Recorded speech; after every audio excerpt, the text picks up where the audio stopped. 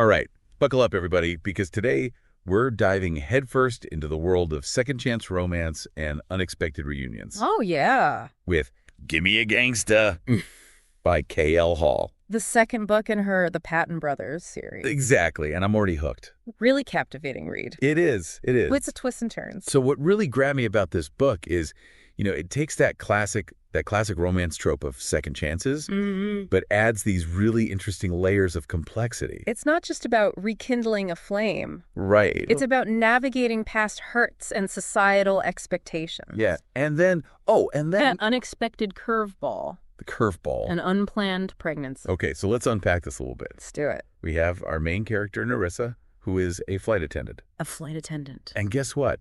She finds herself on a flight with her ex, Amir Patton. Of course. But not just any flight. No. Turbulence throws them together, literally. Literally and figuratively. I like that. The author uses the turbulence to symbolize that tumultuous nature of their relationship. Ooh, good point. And it's a brilliant way to foreshadow the emotional roller coaster that Nerissa is about to embark on. Because here's where it gets really interesting. Okay, tell me more. The book describes Nerissa's reaction to seeing Amir again. Yeah. With this super vivid analogy, and I'm going to quote it here, legs spread like Nutella on toast. Wow. Now, that's a description. That will stay with you. That sticks with you. It's daring. Yeah. And I think it perfectly captures those conflicting emotions Nerissa's going through. Right.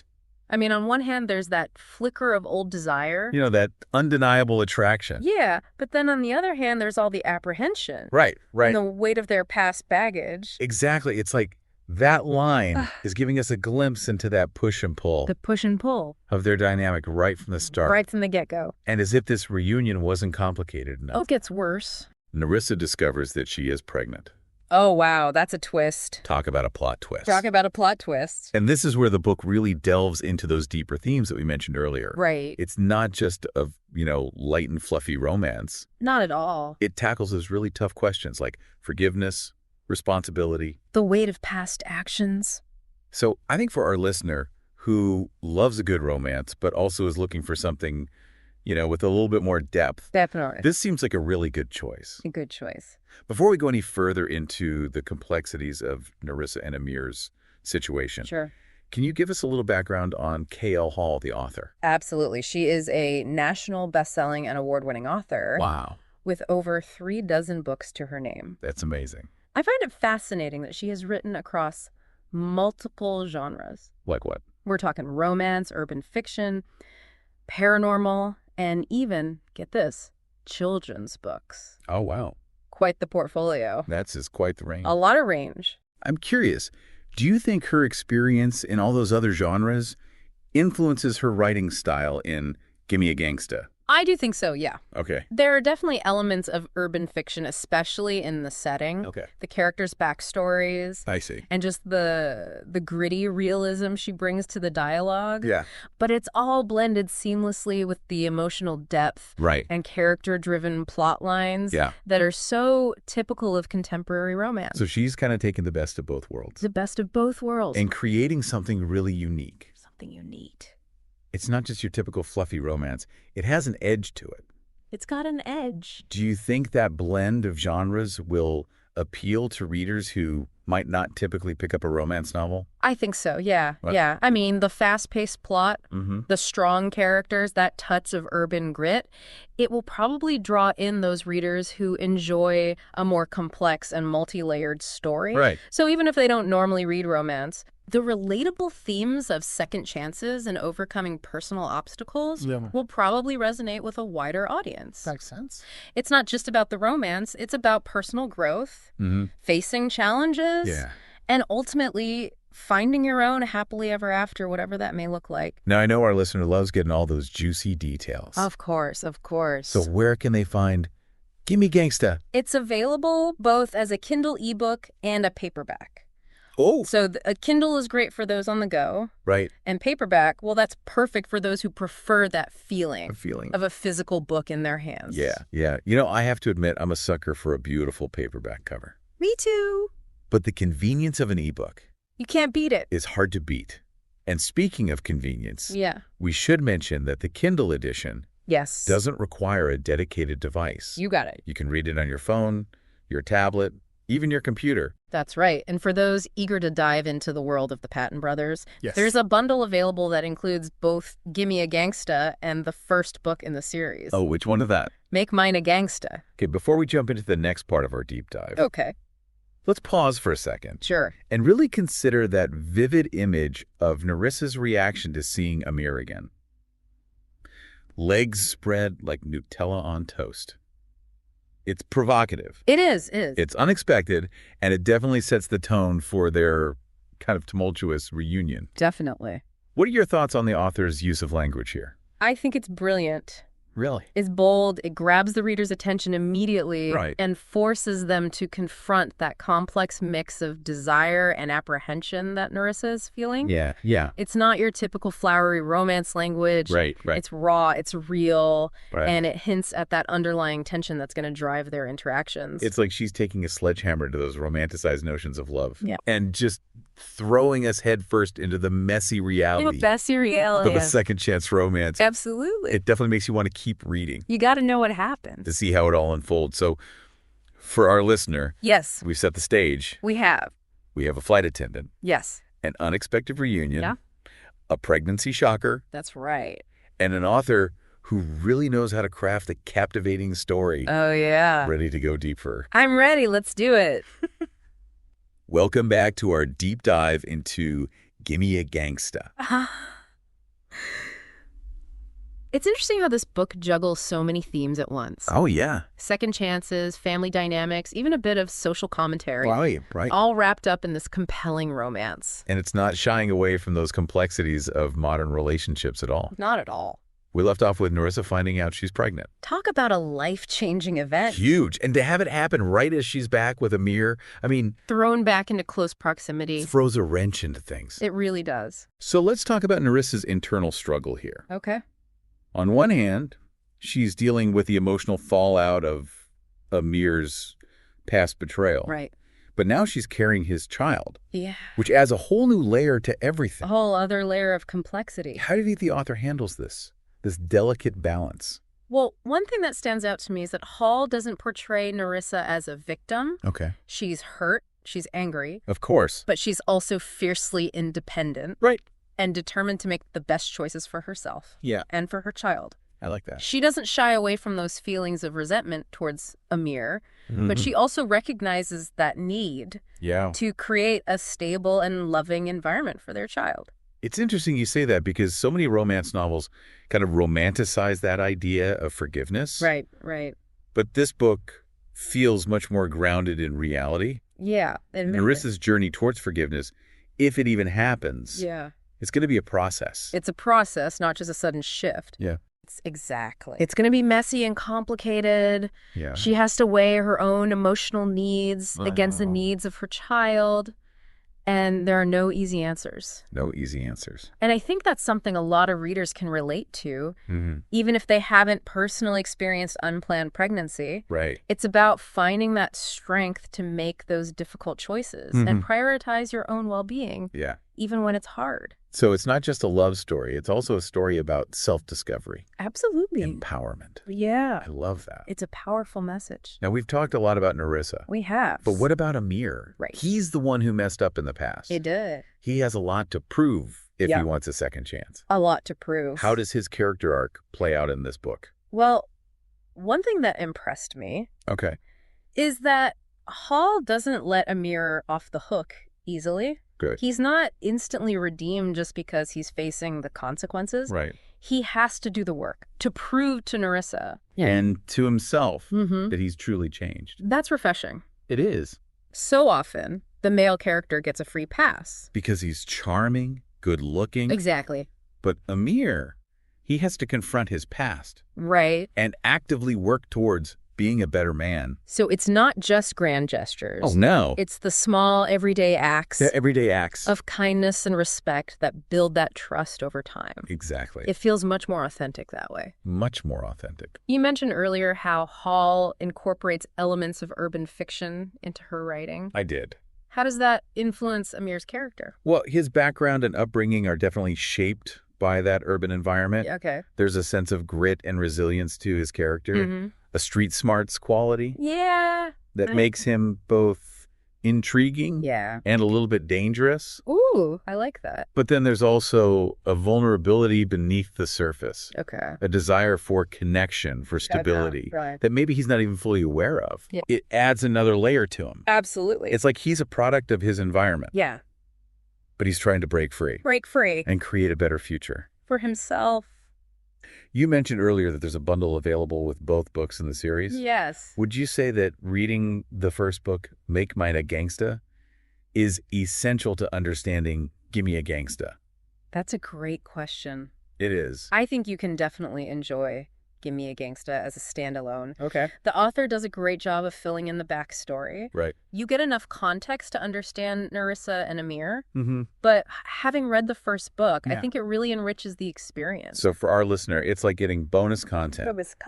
Deeper dive into the Patton family and their history. Exactly. Make Mine a Gangsta focuses on Amir's older brother, Marcus. Okay. And it gives you a lot of insight into their family dynamics, Okay. the values they were raised with, the challenges they faced. I see. It really gives you a richer understanding of Amir. Okay, of where he's coming from and why he makes the choices he does. You know, it's interesting how family plays such a significant role in both books. It does. It's not just a backdrop to the romance. It's a driving force. It shapes their decisions, their relationships. Yeah. It's like the author saying, we can't escape our past, Mm-hmm. but we can choose how it influences us now. Exactly. Speaking of messy and complicated, Yes. let's go back to Nerissa's unplanned pregnancy. Okay. It's a topic that carries so much social stigma. It does, especially for unmarried women. How does the author navigate this sensitive issue? With a lot of empathy and sensitivity, I think. She doesn't shy away from the challenges Nerissa faces, both internal and external. Mm-hmm. You know, Nerissa has to deal with societal judgments, Right. her own fears, her insecurities, and that pressure of making such a life-altering decision.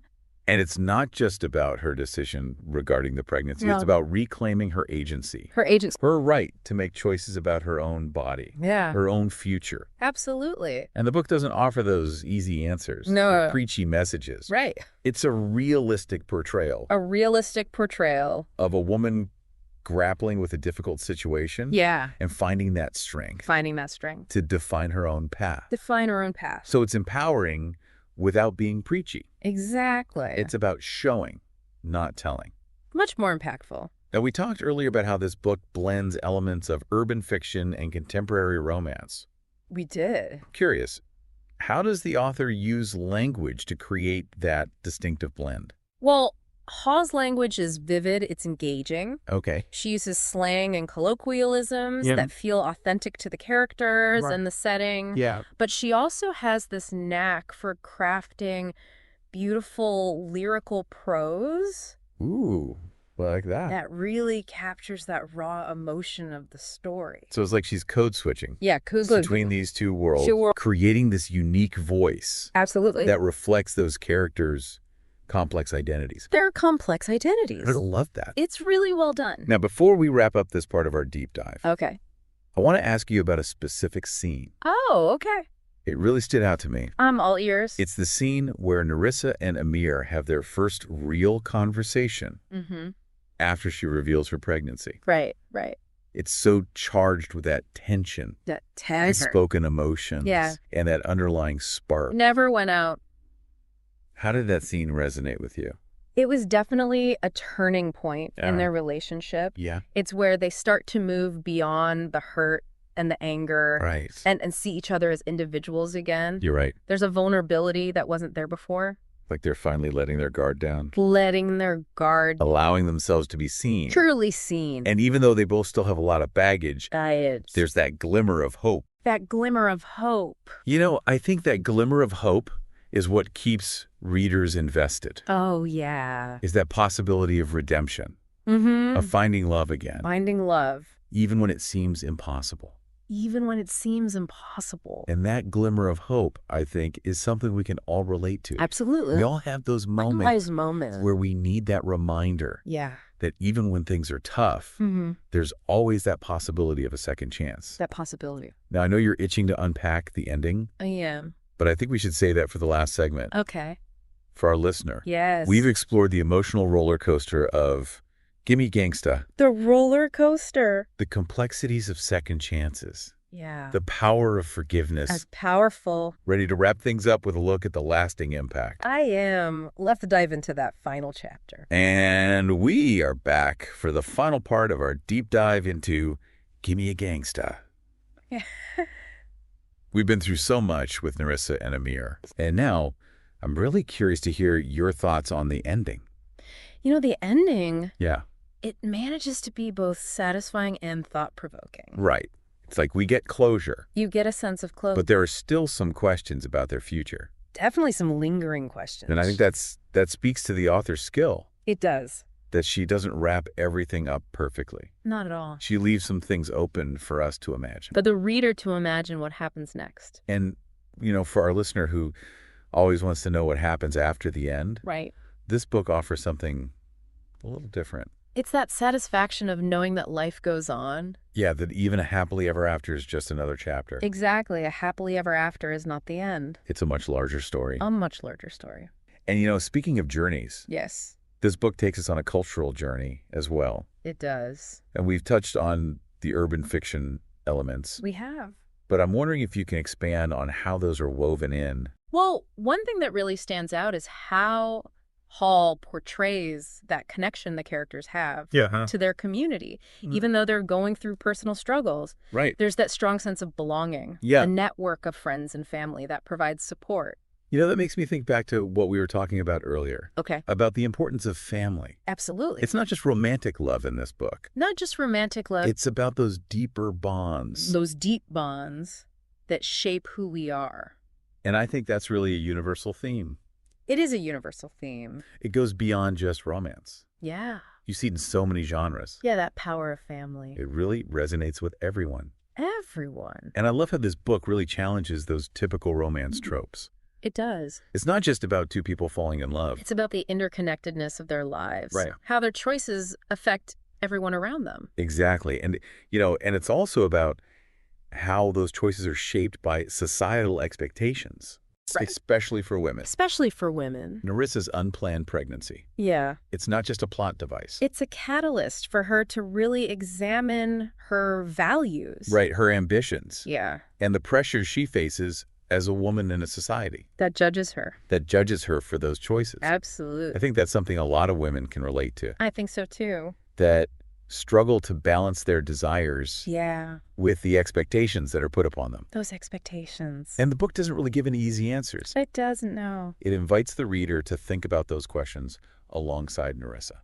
To grapple with those norms. Yeah, the societal norms and expectations. Expectations. That shape our lives. They really do shape our lives. So for our listener, it's not just about escaping into a fantasy world. It's about engaging with real-world issues. And exploring different perspectives. Different perspectives on love, family, the choices we make. You know, I'm curious, what do you think sets Gimme Gangsta apart from other romances? I think for me, it's that combination of a really compelling love story with complex characters and thought-provoking themes. Yeah. Hall doesn't shy away from tough topics. No, she doesn't. She doesn't sugarcoat things. It's very real. It's a raw and honest portrayal of relationships. And it's not just romantic ones. No, also family relationships. Yeah. And it makes you think critically about those choices we make. Right. And how they impact us and everyone around us. It's like she's giving us this glimpse into the messy beauty of life. The messy beauty. With all its imperfections. Absolutely. And unexpected turns. You never know what's going to happen next. And, you know, I think that's what makes this book so relatable. It's relatable. And ultimately so satisfying. Satisfying. It doesn't give you those fairy tale endings. No. But it does leave you with a sense of hope. A sense of hope. That even when things are tough, you can find love, you can find forgiveness. You can find forgiveness. And that strength to create your own happy ending. Your own happy ending. Well, I think that's a perfect note to wrap up our deep dive on Gimme Gangsta. I think so too. We've explored so much. We have. And I hope our listener is intrigued enough to pick up this book. I hope so too. And thanks to you for joining us on this journey. Thank you for having me. And until next time on the deep dive, keep exploring, keep questioning. Keep questioning. And keep searching for those stories that challenge and inspire